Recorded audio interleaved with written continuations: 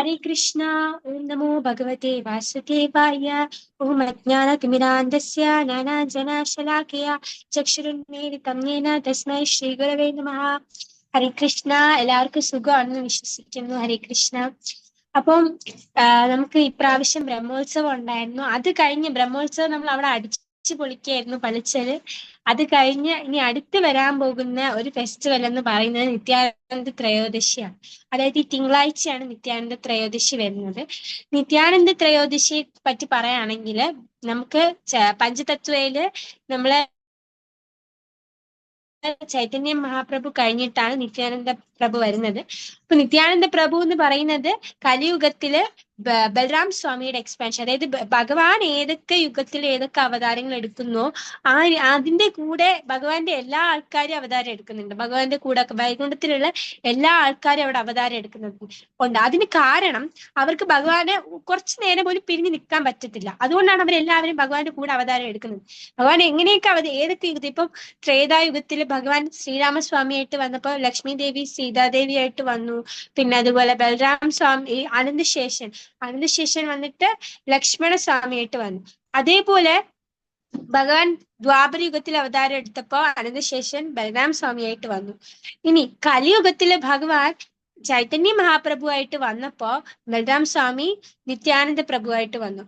അപ്പോ അനന്തശേഷനാണ് ഈ അവതാരങ്ങളെല്ലാം എടുക്കുന്നത്. അപ്പൊ ഭഗവാന്റെ ഫസ്റ്റ് എക്സ്പാൻഷൻ അല്ലെങ്കിൽ ആദ്യത്തെ അവതാരം എന്ന് നമുക്ക് വേണമെങ്കിൽ പറയാം. അല്ലെങ്കിൽ അത് ബലറാം സ്വാമിയാണ്. കാരണം ബലറാം സ്വാമി ഭഗവാൻ തന്നെയാണ്. അവർ തമ്മിൽ വ്യത്യാസമൊന്നുമില്ല. കാരണം ഭഗവാൻ വന്നിട്ട് അനന്തശേഷന്റെ കൂടെയാണ് എപ്പോഴും കിടക്കുന്നത്, മുകളിലാണ് എപ്പോഴും കിടക്കുന്നത്. അപ്പൊ ഭഗവാന് വന്നിട്ട് ചൂടാവുമ്പോ അനന്തശേഷൻ തണുക്കും, ഭഗവാൻ തണുക്കുമ്പോ അനന്തശേഷൻ ചൂടാവും. അങ്ങനെ ഭഗവാന്റെ ഇതനുസരിച്ച് അനന്തശേഷൻ ഇങ്ങനെ മാറിക്കൊണ്ടേയിരിക്കും. അപ്പൊ ഈ അനന്തശേഷൻ ലക്ഷ്മണ സ്വാമിയായിട്ട് വന്ന സമയത്ത് ഭഗവാൻ വനവാസത്തിന് പോകുമ്പോ നമുക്ക് വേദങ്ങളിൽ പറഞ്ഞിട്ടുണ്ട് ഒരു ഭാര്യ ഭർത്താവിന്റെ കൂടെ പോകണം എന്ന് പറഞ്ഞിട്ടുണ്ട്. പക്ഷെ ഒരിക്കലും ഒരു സഹോദരൻ മൂത്ത സഹോദരന്റെ കൂടെ പോകണം എന്ന് പറഞ്ഞിട്ടില്ല. എന്നാലും ലക്ഷ്മണസ്വാമി ഭഗവാന്റെ കൂടെ തന്നെയാണ് പോയത്. മാത്രമല്ല 14 വർഷം ഉറങ്ങാതെ ഭഗവാനെയും സീതാദേവിയെയും നോക്കിക്കൊണ്ടിരുന്ന ഒരാളായിരുന്നു ആര്? ലക്ഷ്മണസ്വാമി. അതുപോലെ തന്നെ ബലറാം സ്വാമി ആയപ്പം ആ വൃന്ദാവനം മുഴുവൻ ആരാണ്? ബലറാം സ്വാമിയുടെ തന്നെ ഒരു എന്താ പറയാ പ്രതിബിംബം എന്ന് പറയില്ലേ, അത് തന്നെയാണ് ആ ഒരു വൃന്ദാവനം മുഴുവൻ. അത് തന്നെയാണ്. അപ്പം പിന്നെ അതുപോലെ ഭഗവാന് ഓരോ ആവശ്യത്തിനും സഹായിക്കുന്നതും ആരാണ്? ബലറാം സ്വാമിയാണ്. അപ്പൊ ഇവര് തമ്മില് അധികം വ്യത്യാസങ്ങളൊന്നുമില്ല. കാരണം എല്ലാ രീതിയിലും ഇവർ തമ്മിൽ ഒരേപോലെ തന്നെയാണ്. പക്ഷെ ഇവർ തമ്മിലുള്ള വ്യത്യാസം എന്താന്ന് പറഞ്ഞാൽ അവരുടെ ആ ഒരു എന്താണ് ഒരു മൂഡാണ്. എന്ന് വെച്ചാൽ അവര് ബലറാം സ്വാമി ആണെങ്കിൽ ഭഗവാൻ അങ്ങോട്ട് സർവീസ് ചെയ്യാനുള്ള മൂഡാണ്, അങ്ങോട്ട് സർവീസ് ചെയ്യാനും ഭഗവാൻ വന്നിട്ട് എല്ലാം അക്സെപ്റ്റ് ചെയ്യാനുള്ള മൂഡാണ്. അപ്പൊ ഇവര് തമ്മിലുള്ള ആ ഒരു വ്യത്യാസം മാത്രമേ ഇവർ തമ്മിലുള്ളൂ. അതുപോലെ ബലറാം സ്വാമി വന്നിട്ട് നമ്മുടെ ഈ ഒരു സ്പ്രിങ് കാലത്തുള്ള ഒരു മേഘങ്ങളെ ശ്രദ്ധിച്ചിട്ടുണ്ടാവും. മഴയൊക്കെ കഴിഞ്ഞ് നല്ല കുളിർത്ത് വരുന്ന അല്ലെങ്കിൽ നല്ല ഈ പൂക്കളൊക്കെ വിരിയാനുള്ള ഒരു വസന്തകാലത്തെ ഒരു മേഘത്തെ ശ്രദ്ധിച്ചിട്ടുണ്ടാവും. അതുപോലെയാണ് ബലറാം സ്വാമി. പക്ഷെ ഭഗവാൻ വന്നിട്ട് ഈ മഴക്കാലത്തുള്ള മേഘങ്ങളെ കണ്ടിട്ടില്ലേ? അതുകൊണ്ട് ഭഗവാന് മേഘവർണ്ണൻ എന്ന് പറയുന്നത് മഴക്കാലത്തുള്ള മേഘങ്ങളില്ലേ, അതേപോലെയാണ്. അപ്പൊ അവർ തമ്മിൽ ഇത്രയൊക്കെ വ്യത്യാസമുള്ളൂ. അല്ലാത്ത രീതിയിൽ പറയുകയാണെങ്കിൽ അവർ തമ്മിൽ ഒരേപോലെ തന്നെയാണ്. അപ്പോ കലിയുഗത്തില് ഭഗവാൻ നാമത്തിന്റെ നമ്മുടെ യുഗധർമ്മം പഠിപ്പിക്കാൻ വേണ്ടിയിട്ട് ഭഗവാൻ ചൈതന്യ മഹാപ്രഭുവായിട്ട് വന്നപ്പോ ബലറാം സ്വാമിയാണ് നിത്യാനന്ദ പ്രഭുവായിട്ട് വന്നത്. നിത്യാനന്ദ പ്രഭു ഹഡായി പണ്ഡിതിന്റെയും പത്മാവതി ദേവിയുടെയും മകനായിട്ട് ഏകചക്രയിലാണ് ജനിച്ചത്. അപ്പൊ ഏകചക്രയില് ആ സമയത്ത് നമുക്കിവിടെ മായാപ്പൂർ നവദ്വീപില് ഭഗവാൻ ചൈതന്യ മഹാപ്രഭു ജനിച്ച സമയത്തുള്ള സംഭവങ്ങളൊക്കെ അറിയാം. അതേപോലെ തന്നെ നിത്യാനന്ദ പ്രഭു ഏകചക്രയിൽ ജനിച്ചപ്പോഴും അവിടെയും അവിടെയുള്ള എല്ലാ ആൾക്കാർക്കും ഭയങ്കര സന്തോഷമായിരുന്നു. കാരണം അവർക്ക് സ്വന്തം മക്കളെക്കാളും നിത്യാനന്ദ പ്രഭുവിനെ ഭയങ്കര ഇഷ്ടമായിരുന്നു. കാരണം നിത്യാനന്ദ പ്രഭുവിന്റെ കണ്ണ് ആ ഒരു ഭക്തി കൊണ്ട് നിറഞ്ഞ് വെള്ള താമര പോലെയാണ് നിത്യാനന്ദ പ്രഭുവിന്റെ കണ്ണിരിക്കുന്നത്. അപ്പൊ ആ നിത്യാനന്ദ പ്രഭുവിന്റെ ആ ഒരു ഓമനത്വം പിന്നെ ആ ഒരു തേജസ്സും എല്ലാം അവിടുത്തെ ആൾക്കാർക്ക്, ഏകചക്രയിലെ ആൾക്കാർക്കൊക്കെ ഭയങ്കര ഇഷ്ടമായിരുന്നു. അതുകൊണ്ട് തന്നെ നിത്യാനന്ദ പ്രഭുവിനെ എല്ലാ ആൾക്കാരും സ്വന്തം മക്കളെക്കാളും ഒരുപാട് സ്നേഹിച്ചിരുന്നു.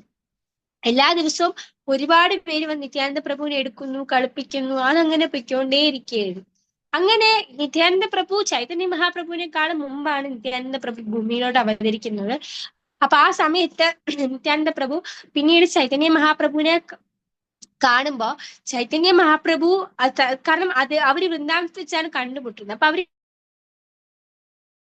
കാണുമ്പോ ചൈതന്യ മഹാപ്രഭു നിത്യാനന്ദ പ്രഭുവിനോട് പറയുന്നുണ്ട്, ഈ കലിയുഗം മുഴുവൻ യുഗധർമ്മം പഠിപ്പിച്ചു കൊടുക്കണം. അതായത് ഹരേ കൃഷ്ണ മന്ത്രം, ഭഗവാൻ കൃഷ്ണന്റെ നാമം ജപിക്കണം എന്നൊരു ഇത് ചൈതന്യ മഹാപ്രഭു നിത്യാനന്ദ പ്രഭുവിന് പറഞ്ഞേൽപ്പിക്കുന്നുണ്ട്.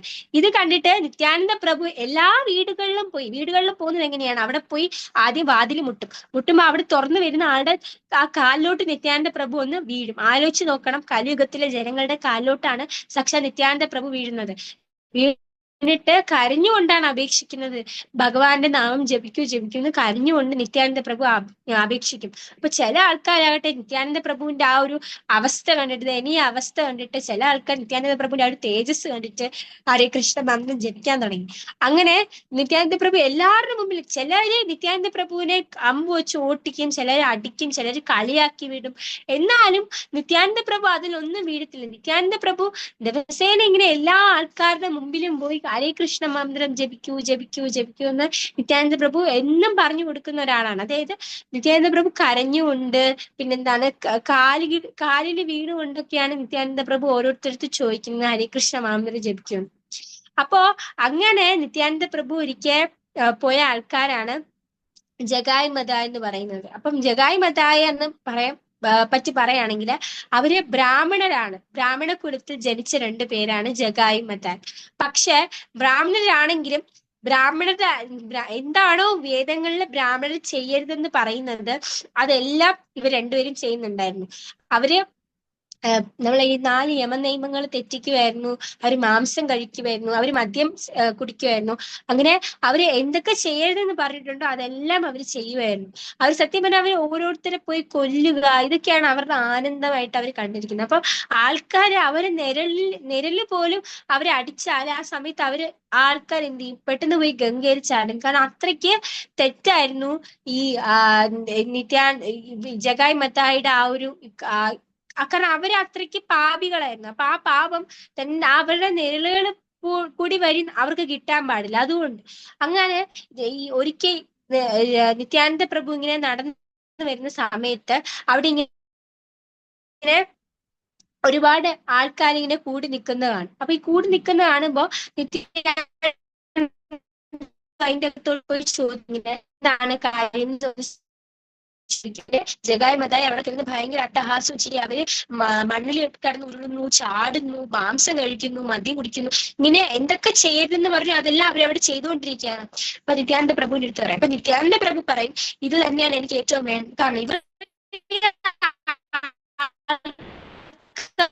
പേടിക്കുന്ന അല്ലെങ്കിൽ വെക്കുന്ന ഈ ജഗായ് മത്തായെ ഭഗവാന്റെ അടുത്തേക്ക് എത്തിച്ചു കഴിഞ്ഞാൽ, അല്ലെങ്കിൽ ഭഗവാന്റെ നാമം ജപിപ്പിക്കാൻ, അല്ലെങ്കിൽ അവർ ജപിച്ചു കഴിഞ്ഞാൽ അവരുടെ പാപങ്ങളെല്ലാം ഇല്ലാതാവും. അപ്പൊ അത് കണ്ടിട്ട് മായാപൂരിലുള്ള ബാക്കി എല്ലാവരും എന്ത് ചെയ്യും, നവദ്വീപിലുള്ള ബാക്കി എല്ലാവർക്കും ആ ഒരു ഹരികൃഷ്ണ മന്ത്രം ജപിക്കാനുള്ള ഇത് ഉണ്ടാവും എന്ന് പറഞ്ഞു. അപ്പൊ കാരണം ഞാൻ പറയുന്നുണ്ട്, അപ്പൊ ഈ കളിയാക്കി വിടുന്ന ആട്ടി ഓട്ടിക്കുന്ന എല്ലാവർക്കും അവർക്ക് അവരുടെ ആ ഒരു ചിന്ത പോയിട്ട്, കാരണം അവരെ സംബന്ധിച്ച് ഇവരെന്ന് പറയുന്നത് ഏറ്റവും മോശപ്പെട്ട ആൾക്കാരാണ്. അപ്പൊ ആ മോശപ്പെട്ട ആൾക്കാർ ജന്മത്ത് പോലും വിചാരിക്കാത്ത ഹരികൃഷ്ണ മന്ത്രം ജപിച്ച് ഭക്തരാകുക എന്ന് പറയുന്നത് അവരെ ഒരിക്കലും വിചാരിക്കാത്ത കാര്യമില്ല. അത് നിത്യാനന്ദ പ്രഭു നടത്തി കഴിഞ്ഞാല് ബാക്കിയുള്ളവരെല്ലാം താരം എന്ത് ചെയ്യും. ഹരേ കൃഷ്ണ. ഹരേ കൃഷ്ണ പ്രഭു. കേൾക്കാം മോളെ, ഇടയ്ക്ക് ചെറിയൊരു നെറ്റിന്റെ വിഷയമുണ്ട്. കേൾക്കാം. ഇവിടെ കേൾക്കുന്നില്ല, സ്റ്റക്കാ നിൽക്കുകയാണ്. ഇല്ല മോള് കണ്ടിന്യൂ ചെയ്ത.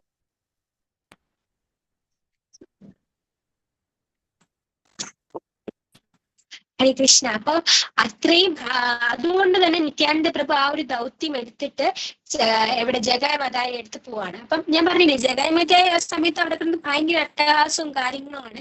അപ്പൊ നിത്യാനന്ദ പ്രഭു അവരുടെ ആദ്യം പോയിട്ട് അവരുടെ ഇങ്ങനെ ഞാൻ പറഞ്ഞു, നിത്യാനന്ദ പ്രഭു മുട്ടുകൊടുത്ത് നിന്ന് അവരോട് അപേക്ഷിക്കുകയാണ് ഹരികൃഷ്ണ മന്ത്രം ജപിക്കുക. അപ്പൊ അവര് നിത്യാനന്ദ പ്രഭു ഈ ഒരു കാര്യം ചെയ്യുന്നത് കണ്ടിട്ട്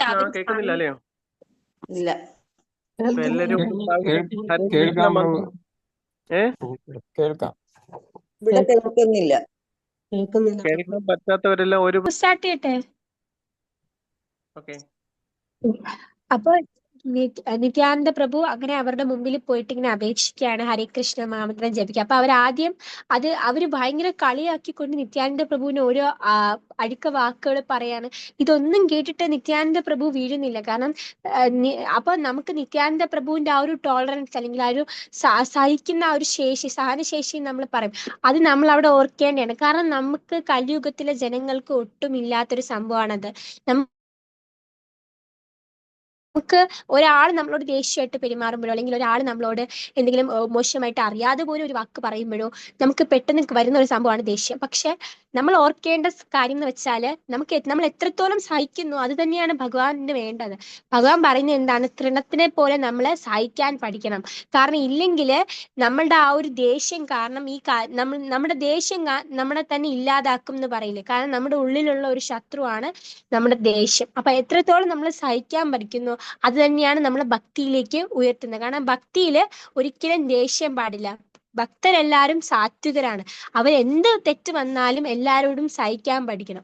അങ്ങനെ നിത്യാനന്ദ പ്രഭു അത് എത്രയും കേട്ടിട്ട് നിത്യാനന്ദ പ്രഭുവിന് ദേഷ്യം വരുന്നില്ല, വിഷമം വരുന്നില്ല. നിത്യാനന്ദ പ്രഭു പിന്നെയും അവരോട് അപേക്ഷിക്കുകയാണ് ഹരേ കൃഷ്ണ മന്ത്രം ചെയ്യും. അപ്പൊ ഇത് 2-3 പ്രാവശ്യം ഇതേപോലെ നിത്യാനന്ദ പ്രഭു ഇങ്ങനെ അപേക്ഷിക്കുന്ന കാണുമ്പോൾ ഇവർക്ക് ഭയങ്കര ദേഷ്യം വരും. അപ്പൊ ഇവര് ദേഷ്യം വന്നിട്ട് ഇവരെന്ത് ചെയ്യും? അവിടെ ഒരു മൺകുടം പൊട്ടിച്ചിട്ട് അതിന്റെ ഒരു ഇതുണ്ടായിരുന്നു, അത് തന്നെ എടുത്ത് നിത്യാനന്ദ പ്രഭുവിന്റെ നേർക്കെറിയും ഒരാള്. അപ്പൊ ഒരു സഹോദരനാണ് അത് എറിയുന്നത്. അപ്പൊ മറ്റു സഹോദരന് ഇത് കാണുമ്പോൾ കുറച്ച് വിഷമം വരുന്നുണ്ട്, എറിയണ്ടായിരുന്നു എന്നൊരിതുണ്ട്. കാരണം ഇദ്ദേഹം ഇത്രയും തങ്ങളോട് കരഞ്ഞ് അപേക്ഷിക്കുകയാണ്, എന്നിട്ട് നമ്മൾ ചെയ്യുന്ന തെറ്റാണെന്ന് ഒരു സഹോദരന് തോന്നുന്നുണ്ട്. പക്ഷെ മറ്റേ സഹോദരന് അതൊന്നുമില്ല. കാരണം ഇവർ അത്രയ്ക്ക് അധർമ്മികളാണ്. ഇവരുടെ ഉള്ളിൽ തന്നെ ആ പാപത്തിന്റെ ഇത് ഫുള്ള് നിറഞ്ഞു നിപ്പുണ്ട്. അതുകൊണ്ട് എടുത്തറിയാം. അപ്പൊ നിത്യാനന്ദ പ്രഭുവിന്റെ നെറ്റിയിൽ അത് കൊണ്ടിട്ട് ചോര ഒലിക്കുകയാണ്. പക്ഷെ എന്നിട്ടും ഇത്രയും വിഷമം വന്നിട്ട് ഇത്രയും വേദന സഹിച്ചിട്ടും നിത്യാനന്ദ പ്രഭു പറയാണ്, നിങ്ങൾ എന്നെ എറിഞ്ഞതിന് എനിക്ക് ഒരു വിഷമവും ഇല്ല, ഞാനത് ഓർക്കുന്നില്ല. പക്ഷെ നിങ്ങൾ ചെയ്യേണ്ടത് ഞാൻ നിങ്ങളോട് ഇപ്പോഴും പറയാണ്, ഭഗവാന്റെ നാമം ജപിക്കൂ, ഹരേ കൃഷ്ണ മന്ത്രം ജപിക്കൂ. അപ്പൊ ഈ വാർത്ത നിത്യാനന്ദ പ്രഭുവിന്റെ ഈ ഒരു നെറ്റി മുറിഞ്ഞു ബ്ലഡ് വരുന്ന ഒരു വാർത്ത എത്രയും പെട്ടെന്ന് അവിടെയുള്ള ആൾക്കാരെല്ലാരും കൂടെ ചേർന്ന് ചൈതന്യ മഹാപ്രഭുവിനെ അറിയിക്കുകയാണ്. ചൈതന്യ മഹാപ്രഭു ഇത് കേട്ടിട്ടുണ്ട്. അദ്ദേഹത്തിന് പെട്ടെന്ന് ദേഷ്യം വരാണ്. കാരണം ഭഗവാൻ എപ്പോഴാണ് ഭഗവാൻ സ്വന്തം കാര്യത്തിൽ ഒരിക്കലും ഭഗവാൻ ദേഷ്യപ്പെടില്ല. പക്ഷെ ഭഗവാന്റെ ഭക്തരെ അല്ലെങ്കിൽ ഭഗവാന് വേണ്ടപ്പെട്ട ആൾക്കാരെ അവർക്ക് വേറെ ആരെങ്കിലും തെറ്റായിട്ട് പെരുമാറുമ്പോഴോ അല്ലെങ്കിൽ അവരോട് വേറെ ആരെങ്കിലും ദേഷ്യത്തിൽ പെരുമാറുമ്പോഴോ ആണ് വേദനിപ്പിക്കുകയോ ചെയ്താൽ ഭഗവാൻ ഓട്ടോമാറ്റിക്കലി ഭഗവാന് ദേഷ്യം വരിക. അപ്പോഴാണ് ഭഗവാന് ശരിക്കും ദേഷ്യം വരിക. അല്ലാതെ ഭഗവാന്റെ ഒരു കാര്യത്തിലും ഭഗവാന് ദേഷ്യം വരില്ല. ഭഗവാന് നമ്മൾ എന്ത് പറഞ്ഞാലും ഭഗവാൻ ഒരിക്കലും ദേഷ്യം വരില്ല. പക്ഷെ ഭഗവാന്റെ ഭക്തരെ നമ്മൾ എന്തെങ്കിലും പറയുമ്പോഴോ ഭഗവാന്റെ ഭക്തരെ നമ്മളെ വിഷമിപ്പിക്കുമ്പോഴോ ആണ് ഭഗവാൻ ദേഷ്യം വരിക. അപ്പൊ ഇത് കേൾക്കുന്ന ചൈതന്യ മഹാപ്രഭു ഭയങ്കര ദേഷ്യത്തിൽ അങ്ങോട്ടേക്ക് പോയിട്ട് സുദർശന ചക്രം എടുത്തു വെക്കുകയാണ്. അപ്പൊ ഇത് സുദർശന ചക്രം എടുക്കുന്നതും നിത്യാനന്ദ പ്രഭു പറയും പാടില്ല. കാരണം നമ്മൾ ഇവിടെ വന്നത് എന്തിനാണ്? ഭഗവാന്റെ നാമം യുഗധർമ്മം ബാക്കിയുള്ളവരിലേക്ക് പ്രചരിപ്പിക്കണം. അപ്പൊ നമുക്ക് വേണ്ടത് എന്താണ്? നമ്മുടെ ദേഷ്യത്തെ കൺട്രോൾ ചെയ്യണം. അപ്പൊ സുദർശന ചക്രം എടുക്കാൻ പാടില്ല എന്ന് പറയും. അങ്ങനെ ചൈതന്യ മഹാപ്രഭു അപ്പോഴാണ് ഭഗവാൻ പെട്ടെന്ന് താൻ ചൈതന്യ മഹാപ്രഭു ആണ്, ഭക്തന്റെ രൂപത്തിലാണ് ഇവിടെ വന്നിരിക്കുന്നത് എന്ന കാര്യം ഓർക്കുന്നത്. അങ്ങനെ ഇതൊക്കെ കണ്ടുകൊണ്ടിരിക്കുന്ന ജഗായ് മതായിക്ക് എന്തൊക്കെയാണ് ഇവിടെ നടക്കുന്നതെന്ന് പോലും മനസ്സിലാവുന്നില്ല. പക്ഷെ പിന്നീട് തങ്ങൾ ചെയ്ത ഇത്രയും കാലം തങ്ങൾ ചെയ്ത തെറ്റും ഇപ്പൊ ചെയ്തുകൊണ്ടിരിക്കുന്ന തെറ്റും എന്താണെന്ന് അവർക്ക് നല്ലപോലെ ബോധ്യം വരാണ്. അത് കഴിഞ്ഞ് നിത്യാനന്ദ പ്രഭുവിന്റെയും ചൈതന്യ മഹാപ്രഭുവിന്റെയും കാൽക്കൽ വീണ് അവര് മാപ്പ് അപേക്ഷിക്കുകയാണ്. അവര് തങ്ങളുടെ ആ ഒരു തെറ്റൊക്കെ പറയാണ്. എന്നിട്ട് അവര് തന്നെ ഭഗവാന്റെ വലിയ 2 ഭക്തരായിട്ട് മാറാണ്. പ്യൂർ ആയിട്ടുള്ള 2 ഭക്തരായിട്ട് മാറാണ്. അതുവഴി അവർ ഇത്രയും കാലം എന്തൊക്കെ പാപങ്ങൾ ചെയ്തോ, അവര് ചെയ്ത പാപം, അവര് ബ്രാഹ്മണരായിട്ട് പോലും ഒരുപാട് പാപങ്ങൾ അവർ ചെയ്തു. ആ പാപങ്ങളെല്ലാം അവര് ആ ചൈതന്യ മഹാപ്രഭുവിന്റെയും നിത്യാനന്ദ പ്രഭുവിന്റെയും കീഴിൽ ആ ഒരു സേവനം അല്ലെങ്കിൽ ആ ഒരു ഭക്തനായി കഴിഞ്ഞപ്പോഴത്തേക്കും ആ തെറ്റുകളും കാര്യങ്ങളും എല്ലാം ഇതാന്ന് പറയുമ്പം അതെല്ലാം മാറി അവര് പരിശുദ്ധരാവാണ്. തീർച്ചയായിട്ടും അവര് ഭഗവാന്റെ അടുത്ത് എത്തുകയും ചെയ്യും. അപ്പൊ അങ്ങനെ നിത്യാനന്ദ പ്രഭു ഇതേപോലെ നിത്യാനന്ദ പ്രഭുവിന്റെ ഒരുപാട് കഥകളുണ്ട്. അതായത് എന്താ പറയുക, കലിയുഗത്തിലെ ഓരോ ജനങ്ങളെയും നിത്യാനന്ദ പ്രഭു ഭക്തരാക്കി മാറ്റി അവരുടെ ആ ഭഗവാന്റെ ചാൻഡിങ് ചെയ്യാൻ പഠിപ്പിച്ചു എന്ന്, ഭഗവാന്റെ നാമം ജപിക്കണം, ഇതിന്റെ മഹാത്മ്യം ബാക്കിയുള്ളവരിലേക്ക് എത്തിക്കാൻ പറ്റിയ നിത്യാനന്ദ പ്രഭുവിന്റെ കൃപയാൽ തന്നെയാണ്. അപ്പം നമ്മുടെ ഭക്തിയിൽ നമുക്ക് മുന്നേറണമെങ്കിൽ നമുക്ക് ആരുടെ കൃപയും കൂടെ വേണം? നിത്യാനന്ദ പ്രഭുവിന്റെ കൃപ എന്തായാലും നമുക്ക് വേണം. കാരണം യുഗധർമ്മം പഠിപ്പിക്കാൻ വേണ്ടി തന്നെയാണ് അവര് വന്നത്. അപ്പൊ നമ്മൾ ചൈതന്യ മഹാപ്രഭുവിനെ നമ്മൾ പ്രാർത്ഥിക്കും, നമ്മൾ കൂടെ ആരെയും കൂടെ പ്രാർത്ഥിക്കണം? നിത്യാനന്ദ പ്രഭുവിനെയും കൂടെ നമ്മൾ തീർച്ചയായിട്ടും നിത്യാനന്ദ പ്രഭുവിനെയും കൂടെ നമ്മൾ പ്രാർത്ഥനകൾ അർപ്പിക്കണം. മാത്രമല്ല നിത്യാനന്ദ പ്രഭു അവർക്ക് നമ്മൾ അങ്ങോട്ട് വരെ പ്രാർത്ഥിച്ചിട്ട് ഒന്നും ഒരു കാര്യമില്ല. അവരുടെ യുഗധർമ്മം നമ്മൾ ചാൻഡിങ് ചെയ്യുക അല്ലെങ്കിൽ നാമം ജപിക്കുക എന്നതാണ് അവരുടെ ആ ഒരു യുഗധർമ്മം എന്ന് പറയുന്നത്. അത് നമ്മള് നമ്മുടെ മനസ്സിലെടുക്കുക. എന്നിട്ട് അത് നമ്മൾ ഈ ഇപ്പോഴത്തെ കലിയുഗത്തിലെ ജനങ്ങളെ നമ്മൾ പറയുക, അവരടുത്ത് നമ്മൾ ചിലപ്പോൾ അവരുടെ അത്ര ഒരു എന്താ പറയാ ദേശത്തെ കൺട്രോൾ ചെയ്യാനുള്ള ഇതൊന്നും നമുക്ക് കിട്ടിയെന്നുണ്ടാവില്ല. കാരണം നമ്മൾ കലിയുഗത്തിലെ ആൾക്കാരല്ലേ. പക്ഷെ നമ്മളെ കൊണ്ട് മാത്രം അതിന് പറ്റും. കാരണം നമ്മൾ ഭക്തന്മാരാണ്, ഭക്തന്മാരെ കൊണ്ട് മാത്രമേ അത് പറ്റത്തുള്ളൂ. അപ്പൊ അങ്ങനെ നമ്മൾ ഭക്തി ബാക്കിയുള്ളവരിലേക്ക് എത്തിക്കുകയാണ് ചെയ്യേണ്ടത്. ഹരേ കൃഷ്ണ.